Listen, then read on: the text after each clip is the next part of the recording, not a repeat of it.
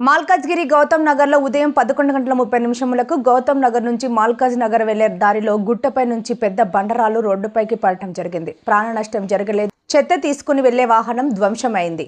వర్షాలు పడుతున్నప్పుడు గుట్టలు, కరెంటు స్తంభాలు, చెట్ల కింద ఉండకుండా జాగ్రత్తగా ఉండాలని తెలియజేశారు.